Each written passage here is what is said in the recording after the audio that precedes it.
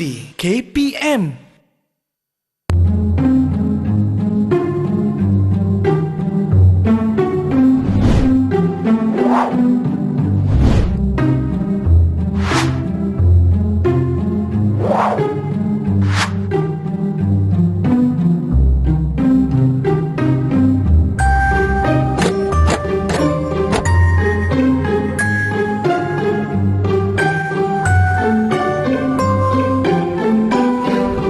Assalamualaikum, salam sejahtera. Selamat pagi kepada mereka semua yang menonton teras di Didik TV KPM bersama saya, Nisa K. Nisa K suka nak ingatkan kepada semua penonton untuk sentiasa menjaga SOP kerana kita masih belum menang melawan COVID-19.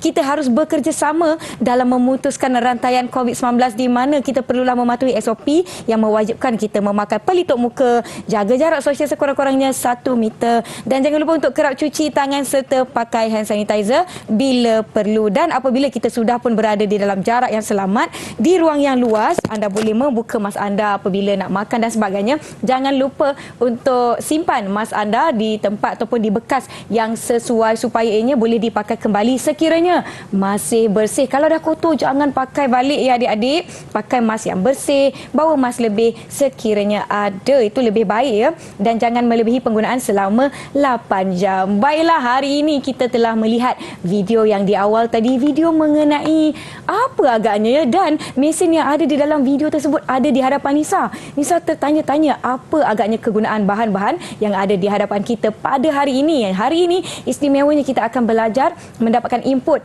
mengenai subjek daripada mata pelajaran murid berkeperluan khas ataupun MBK. Kita akan belajar kemahiran asas kod Braille. Adakah alatan di hadapan ini akan kita gunakan untuk pembelajaran kita pada hari ini? Itu yang kita nak tahu. Jom kita berkenalan dengan guru-guru yang akan bersama-sama dengan kita pada hari ini. Siapa mereka agaknya? Mereka maknanya bukan seorang guru. Jom kita saksikan profil ini.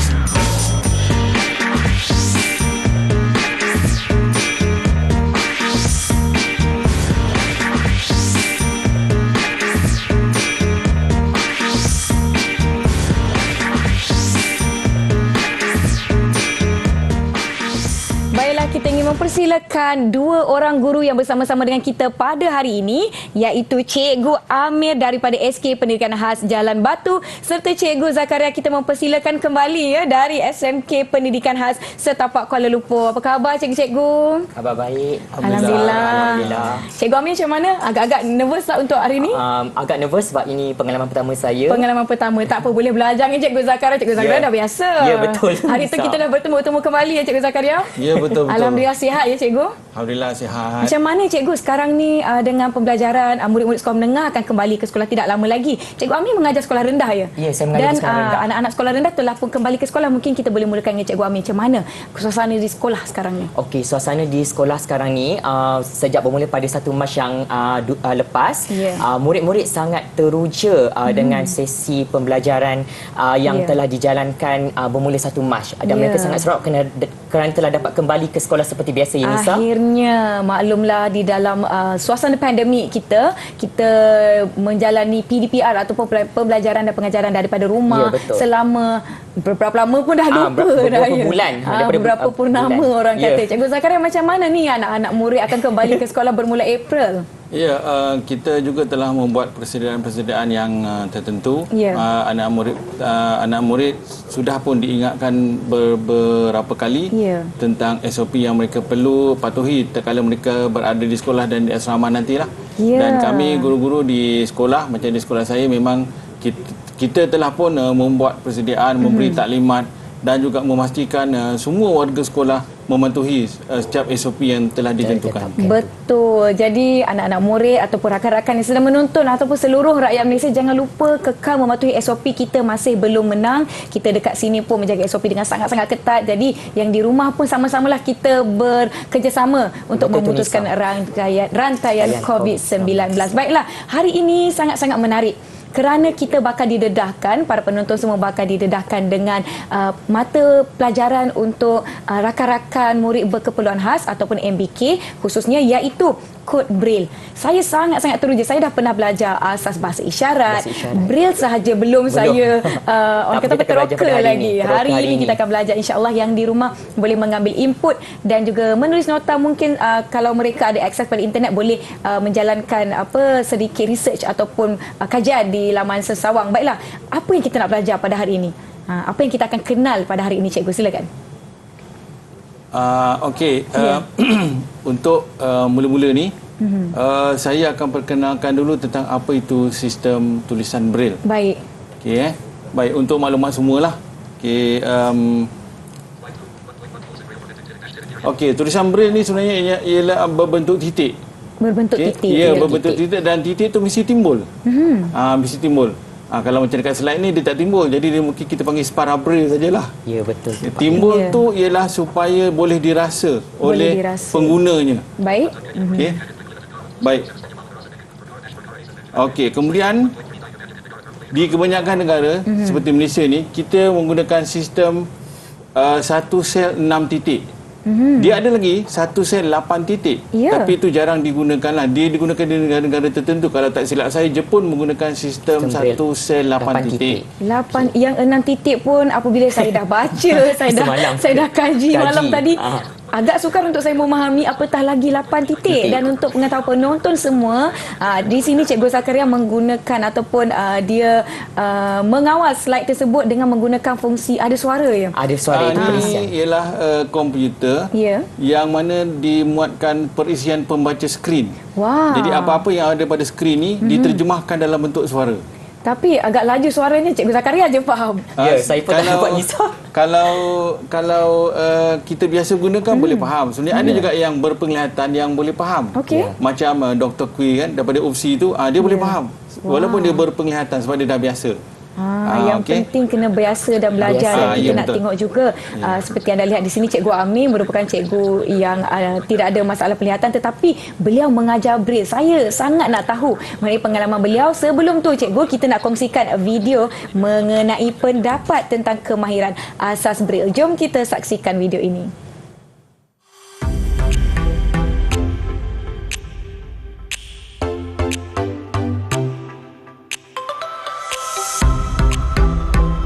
Pada pendapat saya, topik ini menarik kerana sebagai seorang murid berpenglihatan terhad, saya juga harus menguasai kemahiran asas kod Braille, bahasa Melayu, matematik dan Al-Quran, kerana ianya dapat membantu saya dalam menjalani kehidupan harian saya. Kemahiran kod Braille ini sangat penting kepada saya sebagai seorang murid totally blind, dan ianya sangat membantu saya dalam proses pembelajaran di sekolah dan juga ketika berada di rumah. Pada pendapat saya, topik ini amat menarik kerana saya boleh mengulang kaji kemahiran asas kod Braille. Dan kemahiran asas kod Braille perlulah dikuasai oleh semua murid berkeperluan khas penglihatan. Baiklah, kita dapat lihat menerusi video ada dua kategori murid yang saya dapat kelaskan, yang mana ada murid berpenglihatan terhad dan ada vision yang buta sepenuhnya. Betul. Apa beza? Maknanya berpenglihatan terhad ni masih boleh melihat ke macam mana? Masih mempunyai sisa penglihatan dan memerlukan bantuan alat-alat bantuan khas seperti kanta pembesar, closed circuit television dan sebagainya untuk membantu mereka untuk menjalani PC secara normal seperti murid-murid aliran perdana. Baik, mungkin Cikgu Zakaria boleh sambung tadi mengenai kod Braille kita. Silakan, Cikgu. Ini ialah kedudukan titik-titik Braille seperti mana yang saya katakan tadi. Kita di Malaysia ni menggunakan sistem satu sel 6 titik. Satu sel 6 titik. Kita tengok kedudukan titik 1 tu ialah di sebelah kiri atas. Kiri atas satu. Kiri atas. Itu titik 1. Ya. Titik 2 pula ialah di sebelah kiri tengah. Titik 3 pula di sebelah kiri bawah. Okey. Titik 4 di sebelah kanan atas. Titik 5 di sebelah kanan tengah. Dan titik 6 di sebelah kanan bawah. Okey, nampak kan? Ya. Kalau tak nampak kita serupalah. Okey. Okey, kemudian kemudian untuk membolehkan sistem tulisan Braille ini berfungsi, dia akan digabungkan antara titik tertentu. Ya. Okey. Contohnya kita tengok. Okey, yang ini. Ada gabungan 2 titik. Ya. Contohnya gabungan antara titik 1 dengan titik 2. Okey, ataupun gabungan antara titik 1 dengan titik 3. Ya. Okey, ataupun gabungan antara 1 dan 4. Pandai pun Nisa. Ya, pandai Nisa. Tak sia-sia pakai tudung pink hari ini. Ya. Alamak, macam mana ni dia tahu pula. Okey. Ataupun gabungan antara titik 1 dengan titik 5. Betul, Nisa. Lepas ni boleh mengajar sekolah pendidikan khas. InsyaAllah kita belajar lebih lagi. Okey. Kemudian ada juga gabungan 3 titik. Okey. Okey. Kalau penonton dapat lihat di skrin di baris nombor 2 gabungan 3 titik. Ya, betul. Ya, di situ. Contohnya gabungan titik 1, 2 dan 3. Okey. Begitulah seterusnya. Yang kedua tu 1, 2, 4. Ya, betul. Ya, betul. Ya, betul. 2, 4, 5. Ya. 2, 4, 6. Ya, betul. Dan 1, 3, 5. Ya. Bagus. Pandai Nisa. Tak sia-sia pakai baju merah hari ini. Oh, takut ni. Okey. Ya. Begitu juga dengan gabungan 4 titik. Okey. Ada juga gabungan 5 titik. Ya. Begitulah seterusnya. Dia gabungkan itulah. Jadi di situlah terbentuknya sebenarnya sistem tulisan Braille. Sebab itulah sebenarnya Braille ni mudah, bukannya susah. Sebab tu Nisa pun dah boleh dapat dah. Saya dah boleh dapat konsep dia bagaimana kedudukan titik tu, macam mana dia letakkan. Ya, betul. Okey. Okey. Kemudian gabungan titik-titik yang saya sebutkan tadi tu, dia boleh membentuk sehingga 63 titik sahaja. 63 bentuk ya, contohnya sahaja, titik 1 satu bentuk, 1, 2 satu bentuk dan sebagainya lah. Betul. Dia boleh membentuk sehingga 63 bentuk sahaja. Okey. Jadi dalam 63 bentuk itulah macam-macam benda. Macam-macam yang macam mana? Maksudnya dalam 63 titik dalam 63 bentuk itulah ada A sampai Z. Ada nombor 1 sampai 9 dan 0. Ada alif sampai ya. Dan juga dalam 63 titik itu juga digunakan untuk bahasa-bahasa lain sebenarnya. Bahasa lain? Ya, seperti bahasa Tamil, tulisan Braille Thai, tulisan Braille Mandarin, tulisan Braille Jepun, tulisan Braille Arab, semua gunakan yang 63 titik ini. Jadi sebenarnya kita nak faham Braille ni, dia Braille ni satu bentuk mempunyai pelbagai fungsi. Ya, macam mana dengan tanda baca Cikgu Zakaria? Tanda baca pun ada juga. Dalam 63 bentuk itu juga ada tanda baca. Ada komanya, ada colonnya, semicolonnya. Kemudian kalau Jawi, kalau Al-Quran tu ada baris bawah, baris atas, yang akan kita paparkan kemudian nantilah. Ya, maknanya daripada pemahaman saya, satu titik tu kalau dia titik satu tu huruf A lah contohnya, dia boleh jadi untuk representasi contoh nombor atau huruf Jawi juga ya. Ya, betul. Itu baru kita cakap yang kita tahu dia untuk bahasa Perancis mungkin lain pula. Untuk bahasa Mandarin mungkin lain pula fungsi dia, tapi titik yang sama juga. Titik yang sama. Itu satu bentuk pelbagai fungsi. Baik. Sangat menarik ya. Memang menarik. Okey. Itulah saya rasa untuk kali ini. Okey. Bahasa Mandarin tahu banyak yang kita orang kata apa dapat tahu sebenarnya. Saya pun tertanya adakah kod Braille berbeza. Contoh kalau huruf A lain, nombor ni lain, tu lain. Maknanya dia dalam 63 bentuk kod Braille tu dapat dijadikan atau diterjemahkan dalam pelbagai saya tertanya macam mana kan Cikgu Zakaria sebenarnya antara orang kuat, orang penting yang terlibat dalam penghasilan Al-Quran dalam kod Braille kan. Sikit-sikit merendah diri Cikgu Zakaria kita ya. Mungkin nanti kita akan kongsikan dengan lebih lagi. Baiklah, kita sebenarnya nak berhenti rehat seketika sebab saya rasa saya nak kena banyak hadam. Rakan-rakan di rumah pun sesiapa yang berminat nak tahu mengenai pembelajaran asas kod Braille hari ini boleh ambil nota dan sebagainya. Kita berhenti rehat, jangan ke mana-mana. Jumpa selepas ini.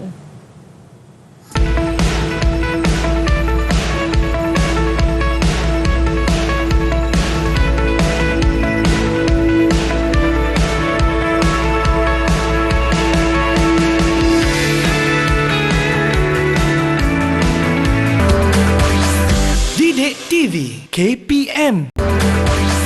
Didik TV KPM.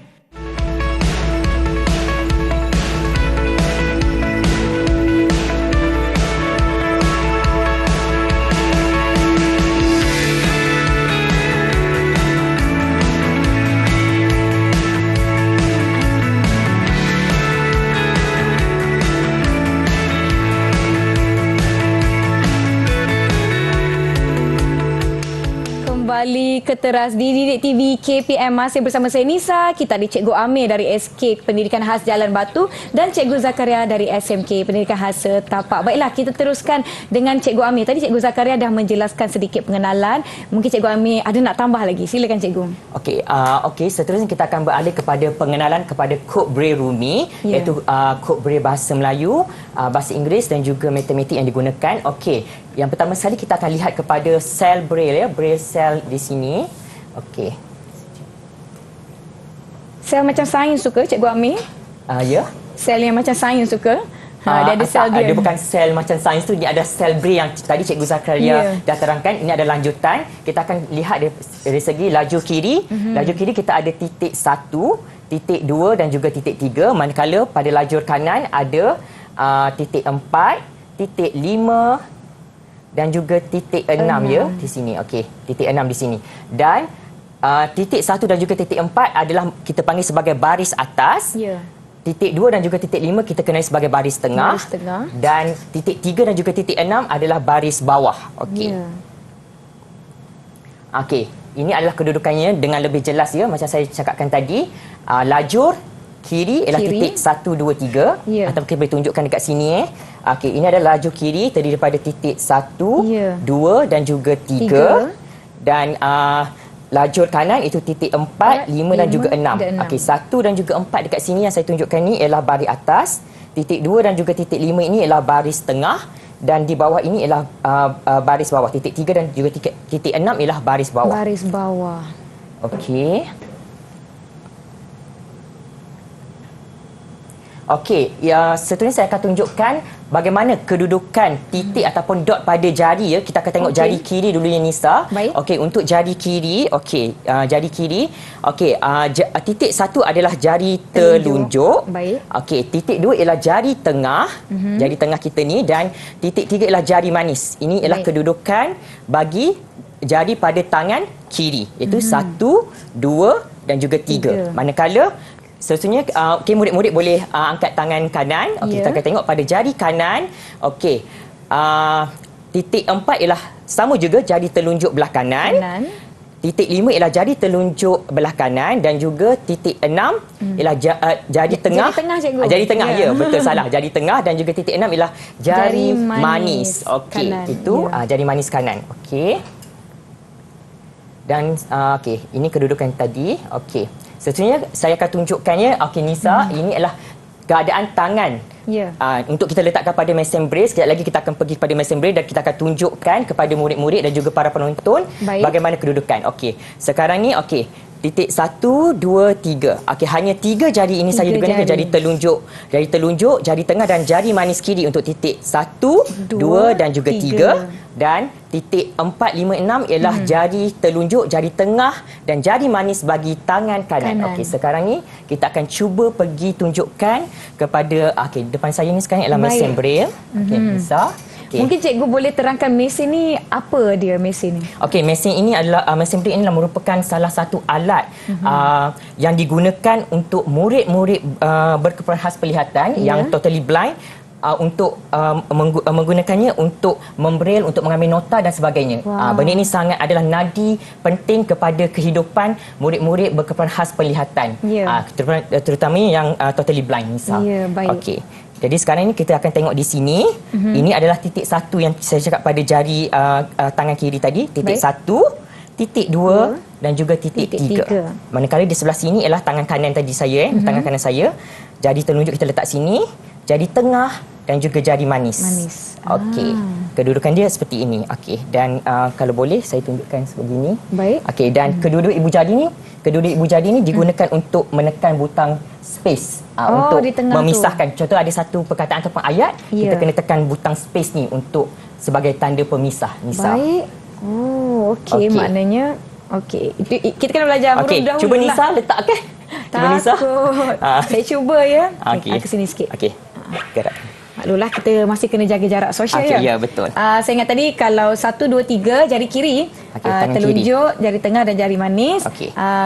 Laju 4 5 dan 6 jari tangan kanan, jari telunjuk, tengah dan manis di sini, dan di sini tu space di tengah-tengah. Ya, betul tu Nisa. Macam tu. Wah, baik. Okey Nisa, kita terus bergerak kepada seterusnya itu memperkenalkan abjad braille. Kita akan tengok. Okey, yang ni saya dah terangkan tadi. Okey, memperkenalkan abjad braille. Kita akan lihat 10 abjad pertama. Di dalam sistem tulisan rumi ada 26 abjad. Jadi kita akan tengok kepada 10 abjad pertama terlebih dahulu, iaitu huruf A sehingga huruf C. Dan pembentukan titik braille bagi 10 abjad ini melibatkan baris atas dan juga baris tengah. Kita lihat bagi huruf A, dia hanya menggunakan titik 1 sahaja ya. Titik di kedudukan 1. Titik 1 saja iaitu. Okey. Dan seterusnya pada huruf B, titik 1 dan juga titik 2 itu menggunakan lajur kiri, baris atas dan juga baris tengah. Okey, seterusnya huruf C ialah titik 1 4. Titik huruf D titik 1 4 5. Dan huruf E 1 dan 5. Okey, cuba ni satu. Okey ni. Okey, saya bulatkan. 1 2 4. Okey. 1 2 4 5. Okey. 1 2 5. Okey, 1 2 5. Okey. Dan ini 2 dan 4. I 2 dan 4. Huruf J di titik 2 4 dan 5. Okey, betul. Dan huruf E titik 1 5. Huruf I titik 2 4. Nisa perasan tak dia macam berlawanan? Berlawanan. Dan juga huruf H dan juga huruf C. Okey, ini adalah 10 abjad yang pertama. Dan seterusnya kita akan lihat kepada 10 abjad yang seterusnya, iaitu huruf K sehingga huruf T. Huruf K sehingga huruf T adalah formula dia, kalau kita nak senang ingat, adalah abjad A hingga J tadi, tetapi ditambahkan lagi dengan dot 3 untuk menjadikannya ialah sebagai huruf K hingga huruf T. Okey. Nisa perasan tak kalau huruf A tadi titik 1 saja kan? Dan tapi huruf K dia ada tambah titik 3. Jadi huruf K ialah titik 1 3. Dan huruf L adalah terbentuk daripada huruf B. Huruf B titik 1 2 ditambah dengan titik 3 menjadi huruf L. Dan huruf M pula ialah titik 1 3 4, iaitu daripada huruf C dan ditambah dengan titik 3.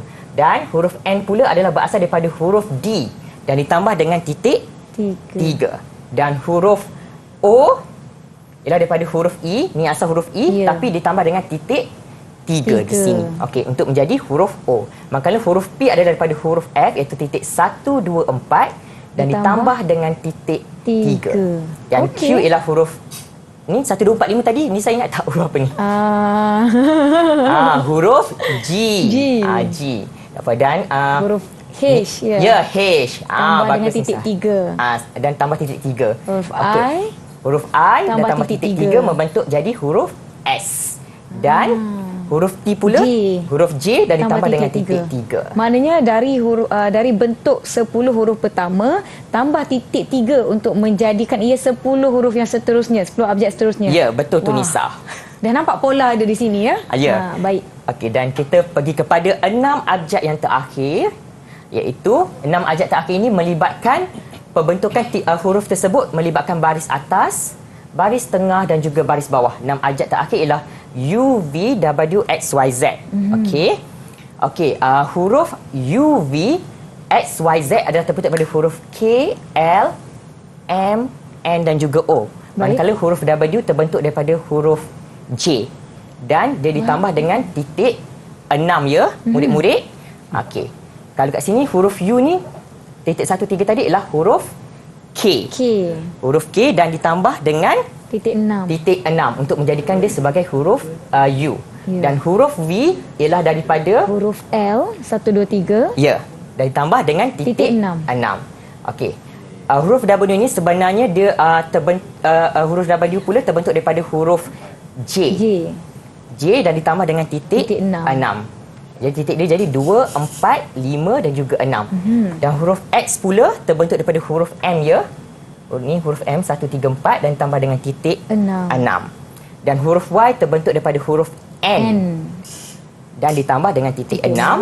Dan huruf Z terbentuk daripada huruf O. Tambah titik 6. Dan tambah titik 6. Okey. Wah, saya rasa saya dah boleh faham konsep agak-agak kan Cikgu Zakaria kan. Saya boleh ke tidak sekejap lagi buat nama saya tulisan Braille, agak-agak dah kenal huruf ni. Saya rasa boleh lah. Saya rasa boleh. Jom kita try Nisa. Okey, Nisa cuba tunjukkan dengan cara yang kita dah ni tadi. Cuba Nisa berikan nama Nisa di sini. Saya ingat tadi saya ada ambil nota sikit Cikgu. Harap-harap betul lah nota saya ni. Okey, kita cuba tengok. Sikit, Cikgu, Okey, boleh. Okey. Kalau huruf N, kedudukan titik tu 1, 3, 4, 5. Ya, betul. Okey, cuba letakkan 1 dia sekaligus Nisa. 1, 3, 4, 5 tu diberikan sekali. Okey. Ya, tekan sekaligus. Okey. 1, 3, 4, 5. 4 dan 5. Okey. Bismillahirrahmanirrahim. Okey, betul. Okey, tu N. Huruf I tadi 2 dan 4. Okey, 2 dan 4 ditekan serentak. Okey. 2, 4. S adalah okey, ni kena buat balik. I 2 dengan 4, bukan 2 dengan 5. Nisa tekan 2 dengan 5. Okey, tak apa kita cuba. Okey. 2 4 di hadapan dia. Allah okey, ya. Sini 4. Okey. S 2 3 4 2 3 4. Okey. 4 dan A adalah 1. Okey. Cuba sekali lagi. Kita cuba sekali lagi. Okey. Kita tekan space. Space sini. Okey. Space dahulu. Okey, saya cuba ya huruf N I S A Nisa.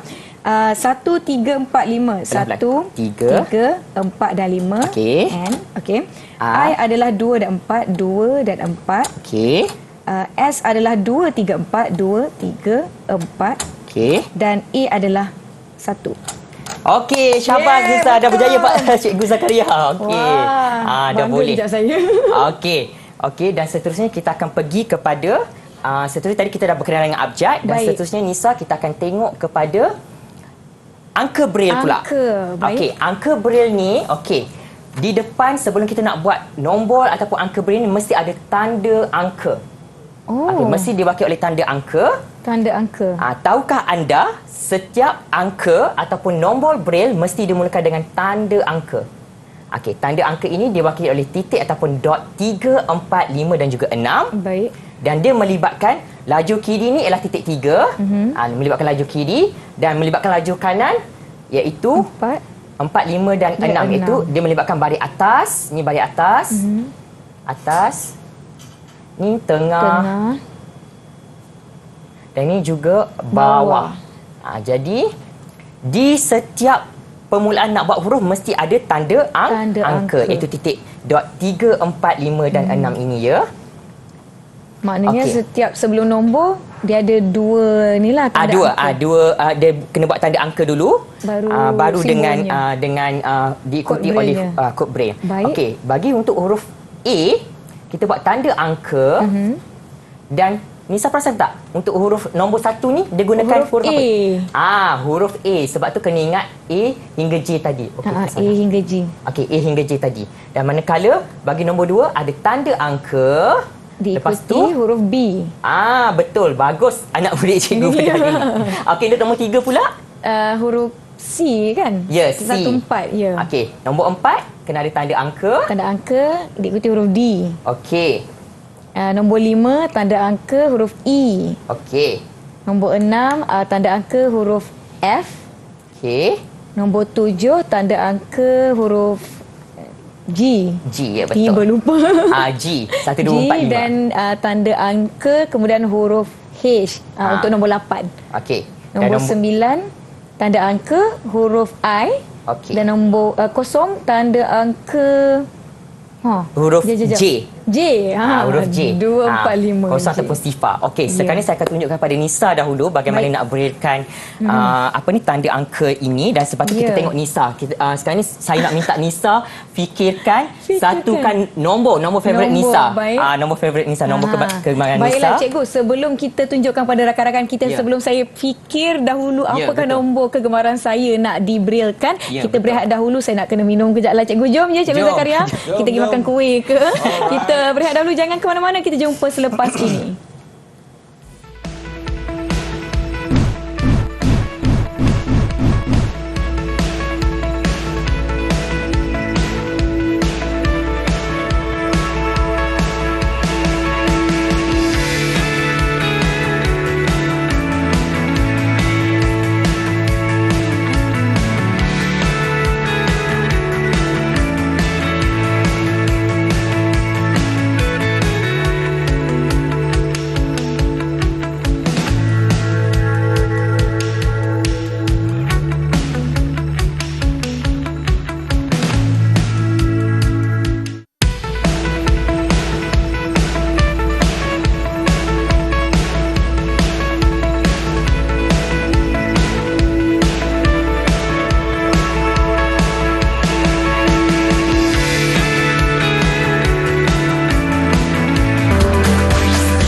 Didik TV KPM. Didik TV KPM.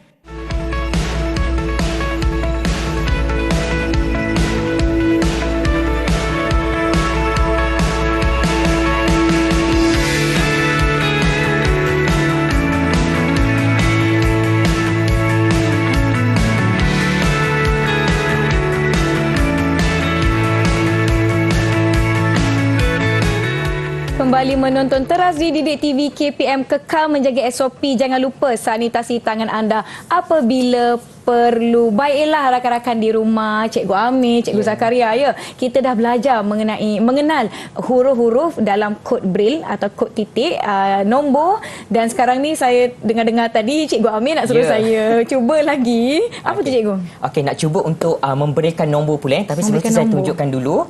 Okey, saya akan pilih satu nombor favourite saya, itu tarikh lahir saya 21. Okey, mula kita kena tekan tanda angka yang saya cakap yang tadi, titik 3456. Peletakan jari-jari pada tempat yang betul sangat perlu, ya. Okey, 3456. Kita tekan sekali lagi, 3456. Dan nombor 2 ialah berasal daripada huruf B. Tekan nombor 2. Dan nombor 1 ialah huruf A. Okey. Dia akan jadi macam ni lah. Okey, kita tunjukkan kalau boleh ni. Kalau nampak kalau boleh ni. ada kod Braille di situ. Okey, tak apa nampak sebab putih. Okey, tak apa. Tak Okey. apa. Okey, Mungkin Nisa. kertasnya berwarna putih. Kertas berwarna putih, ya. Okey, Saya kita cuba cuba dengan ya. Nisa. Okey, sekejap saya ke bawah dulu. Okey. Okey, Nisa bawa Baik. ke depan Nisa. Saya punya nombor kegemaran adalah 1 dan 3. Jadi untuk tentukan nombor, saya kena letak tanda angka kan? Ya. Tanda angka tadi 3 dan 456, ya? Ya. Serentak. Kemudian nombor kegemaran saya yang pertama adalah 1, iaitu huruf A. Kemudian 3 adalah huruf C. 14. 14. Okey. Betul ke tu? Betul. Ni nombor 13 kan? Okey. Ya. Okey. Alhamdulillah. Okey, itu sajalah untuk saya punya slot ni. Nampaknya kita dah mengenal huruf A sehingga Z. Kita dah tahu pola di mana 10 huruf pertama tambah titik 3 jadi 10 huruf seterusnya, dan huruf yang 6 yang terakhir tambah titik 6. 6, yes, betul. Ya, okey. Dan nombor, dan seterusnya kita nak belajar mengenal mungkin kita ada huruf Jawi ke, kan? Cikgu Zakaria boleh kongsikan ini yang Cikgu Zakaria tadi saya katakan bahawa beliau terlibat dengan penghasilan Al-Quran dalam kod Braille. Jom Cikgu Zakaria kita cerita dengan penonton kita. Silakan Cikgu. Okey, terima kasih sekali lagi untuk saya slot ini pula. Okey. Okey. Baik. Berkenaan dengan Quran Braille ni, okey, sekali lagi saya nak tegas, dia menggunakan titik-titik tadi itu juga. Gabungan daripada 63 titik ini. Okey. Okey, ini adalah antara ciri-ciri tulisan Al-Quran Braille. Okey. Okey, berbeza dengan Quran biasa, Quran Braille ni tetap dibaca pada kiri ke kanan juga. Oh, okey. Dan cara membaca kiri ke kanan ini adalah standard universal seluruh dunia. Ya. Negara-negara Arab pun memang yang gunakan Braille memang dia akan baca daripada kiri ke kanan. Memang sejak Al-Quran Braille itu diperkenalkan di negara-negara Arab hampir 100 tahun yang lalu. Memang cara bacanya daripada kiri ke kanan, bukan kanan ke kiri. Sebab kalau baca kanan ke kiri dia akan berlawanan dengan sistem tulisan Braille itu sendiri dan memang susah nak dibaca lah. Ya. Jadi sebenarnya memang sudah dikeluarkan satu macam fatwa, memang atas sebab-sebab masalah tertentu memang boleh kita baca Quran Braille pada kiri ke kanan. Mengikut sistem tulisan Braille. Okey. Kemudian berbeza dengan Quran biasa, Quran Braille ni ditulis sebaris. Sebaris. Ya. Maknanya antara huruf dengan baris ditulis sebaris. Macam Quran biasa, kan huruf di atas huruf tu mungkin ada baris atas, di bawah huruf tu ada baris bawah dan sebagainya. Tapi Quran Braille ni dia tak begitu. Dia akan tulis huruf baris. Oh. Begitu. Maknanya baris yang ditulis tu berkaitan dengan huruf sebelumnya. Ya. Okey. Jadi macam saya katakan tadi lah, dia akan tulis huruf dulu, huruf baris. Okey. Okey, kecuali tanda syaddah ataupun sabdu saja yang ditulis sebelum huruf yang berkenaan. Yang tanda-tanda baris lain, baris bawah, atas, depan, tanwin atas, tanwin bawah, semua tu ditulis selepas huruf. Kecuali syaddah saja ataupun sabdu saja ditulis sebelum huruf berkenaan. Wah, menarik ya. Okey. Kemudian ada lagi satu tanda kita gunakan, iaitu tanda 36. 36. Okey, 36 ni pemisah antara teks Quran dengan tanda baca. Kan dalam Quran kan dia ada tanda tanda ni mim, tanda wakaf jim, ataupun sod lam ya, qaf lam ya atau dan sebagainya tu. Jadi kalau tanda ini tak ada tanda pemisah, pembaca akan keliru. Jadi diletakkan tanda pemisah itu titik 3 dan 6. 3 dan 6 tanda pemisah. Ini ialah sedikit macam fatwa lah tentang Quran Braille. Okey. Ada gambar ni resam Usmani di situ. Ya, betul. Sebab sekarang ni sistem tulisan Braille ni ataupun sistem Al-Quran Braille terutamanya di negara kita ni telah pun dibuat sehampir dengan resam Usmani. Jadi bila sistem tulisan Braille ni ditulis, sistem Al-Quran Braille ditulis sehampir dengan resam Usmani, di situlah semakin terselahnya apa yang disebut sebagai bahagian rasam dan bahagian dhabtul Quran. Ya, kalau anda boleh lihat di kaca TV, inilah dia fatwa yang disebut Cikgu Zakaria tadi. Adakah Al-Quran Braille dihukum seperti mushaf biasa? Boleh baca di situ. Ya, betul. Boleh baca. Mushaf Al-Quran yang ditulis dengan tulisan Braille turut dikira seperti mushaf Al-Quran biasa, wajib diberi penghormatan sebagaimana tulisan biasa dalam bahasa Arab yang makruf. Ya, betul. Itulah fatwa yang pernah dikeluarkan. Sebenarnya fatwa pertama setakat yang saya jumpa tentang Quran Braille ni dikeluarkan oleh kerajaan Mesir sekitar tahun 1957. Itu dah ada fatwa tentang Quran Braille ni sebenarnya. Okey. Ini ialah alif bata dalam Braille. Kalau kita tengok dekat situ, alif tu ialah titik 1. Ya. Tapi kalau Rumi, titik 1 tu adalah A. Ya, betul. Kalau Mandarin, titik 1 tu saya pun tak tahu. Tapi adalah peranannya. Ya. Okey. Itu yang saya katakan tadi tu, satu bentuk pelbagai fungsi. Pelbagai fungsi. Daripada huruf kepada nombor, sekarang huruf Jawi. Ya, betul. Kalau kita tengok titik ba tu pula, titik 1, 2 tu, kalau Arab, ba. Kalau Rumi jadi B. Okey. Dia kenapa daripada B jadi ba? Sebab yang perkenalkan tulisan Arab Braille ini ialah orang Inggeris. Ya, namanya J.M. Lovell. Dia yang perkenalkan tulisan Arab ini, Arab Braille ini. Okey, kemudian barulah ditambah baris oleh orang Islam kemudiannya. J.M. Lovell ni adalah sebab-sebab tertentu kenapa dia perkenalkan tulisan Arab Braille ni. Sebab itulah dia ambil fonetik yang sama. Ba diambil daripada B. Okey, huruf ta diambil daripada huruf T. Begitu. Jadi yang mana yang tak ada fonetik rumi sebelum barulah dicipta kod lain pula. Contohnya sa. Okey, titik 1 4 5 6 itu adalah sa. Okey, sa ni dalam fonetik rumi tak ada. Jadi diciptalah satu bentuk iaitu 1456 tu untuk sa. Tetapi huruf jim sama bunyi dengan j. Jadi dia jadikan J itu sebagai Jim. Inilah kerja Lovell dulu.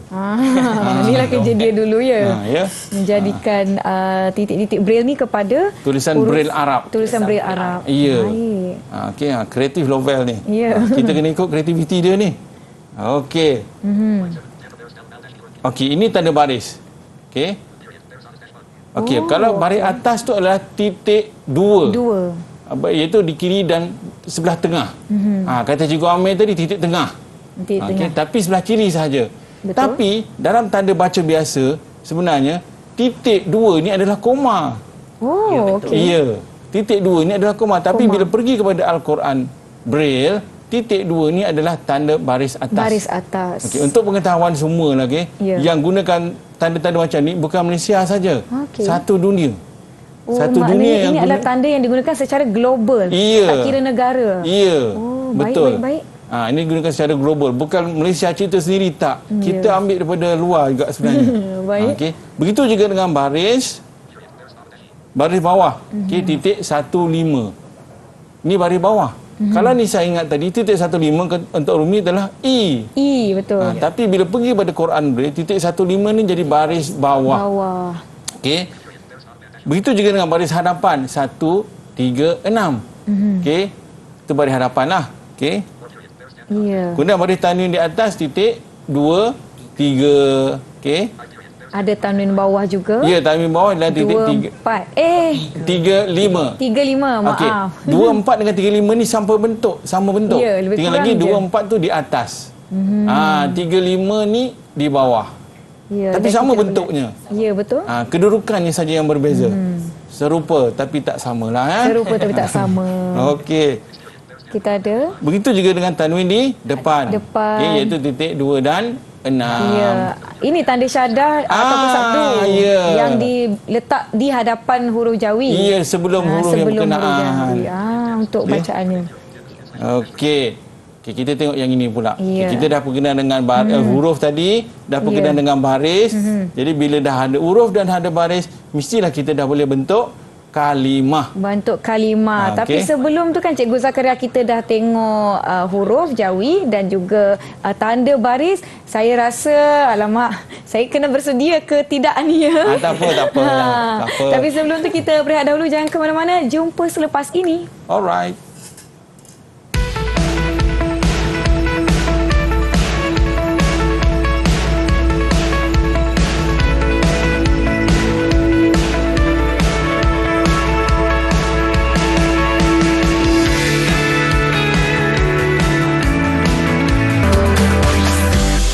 TV KPM. Didik TV KPM.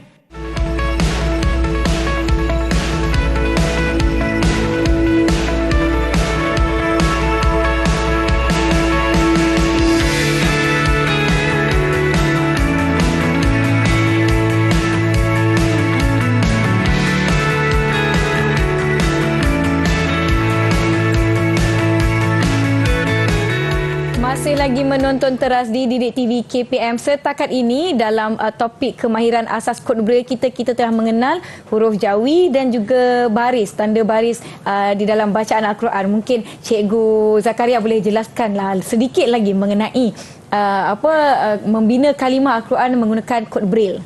Okey, terima kasih. Ya. Baik, yang ini adalah kalimah-kalimah dalam Al-Quran Braille. Kalau kita tengok dekat sini, saya gunakan 3 warna. Ya.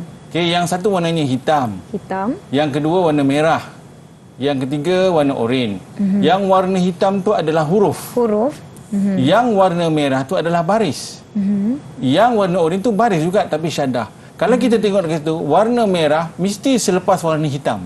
Ya, betul. Okay. Itu bermakna itu adalah bahagian baris. Tak kira baris bawah ke, atas ke, ataupun hadapan ke. Jadi dia akan ikut selepas huruf yang berkenaan. Contohnya, dekat sini, Okey, yang mula-mula tu adalah huruf ba, warna hitam. Ya. Okey. Diikuti dengan Baris. warna merah iaitu baris bawah. Itu warna baris. Kemudian diikuti dengan warna hitam itu huruf. Huruf apa itu? Huruf sin. Okey, dikaitkan dengan warna merah. Bila warna merah itu maknanya baris. Baris apa tu? Sukun ataupun mati.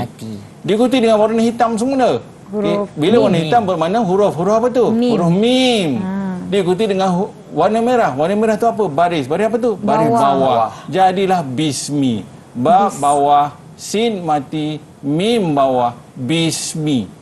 Okey, kalimah bismi. Okey.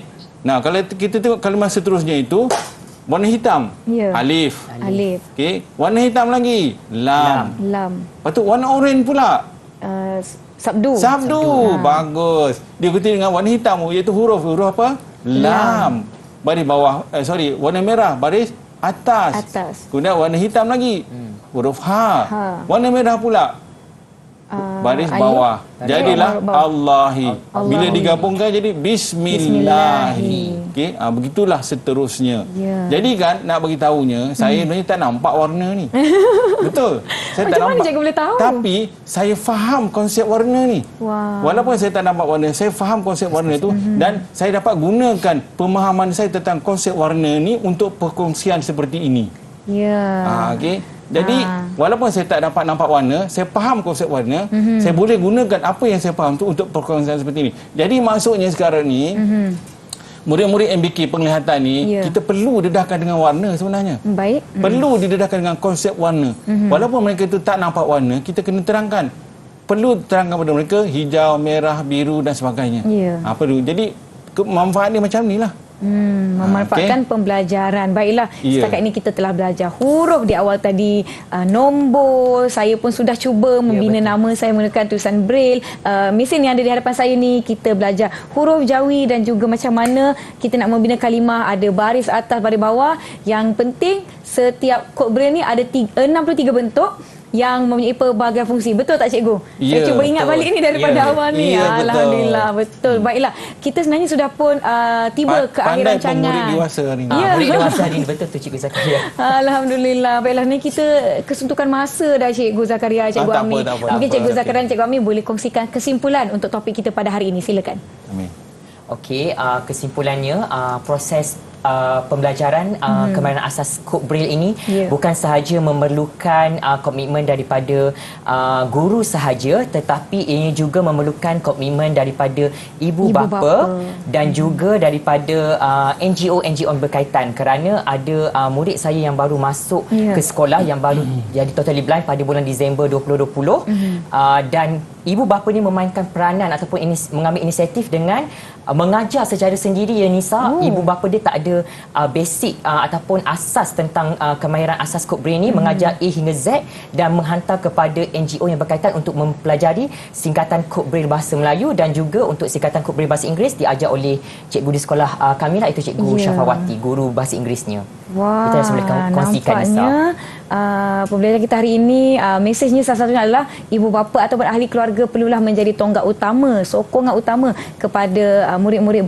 berkeperluan khas kita iaitu MBK ini, dan di sekolah juga insya-Allah akan ada guru-guru dan boleh hubungi NGO berkaitan untuk bantuan. Baiklah, saya mengucapkan terima kasih banyak-banyak daripada kepada Cikgu Amir dari SK Pendidikan Khas Jalan Batu Kuala Lumpur dan Cikgu Zakaria daripada SNK Pendidikan Khas Setapak Kuala Lumpur. Terima kasih kerana sudi bersama-sama dengan kami di Didik TV KPM. Saya sangat berbesar hati dapat belajar asas kod braille dan diharapkan penonton di rumah juga telah mendapatkan input-input daripada pembelajaran kita pada hari ini. InsyaAllah sehingga berjumpa lagi. Assalamualaikum. Bye. Lambai sikit Cikgu Zakaria. Lambai kawan-kawan kita. Cikgu, kena mula dengan tradisional kan? Yes, dia tradisional. Apa?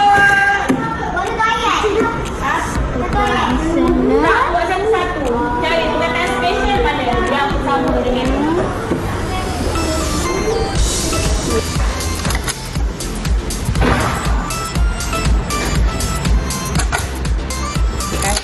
tolak, simbol tolak, enter, garis,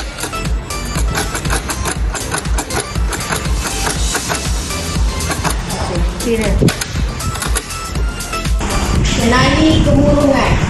Kadang kala kita terlihat orang bercakap seorang diri di tempat awam. Mereka ini mungkin mengalami masalah gangguan mental. Banyak punca yang menyebabkan gangguan mental. Ini boleh berlaku kepada seseorang. Antara puncanya termasuklah kemurungan.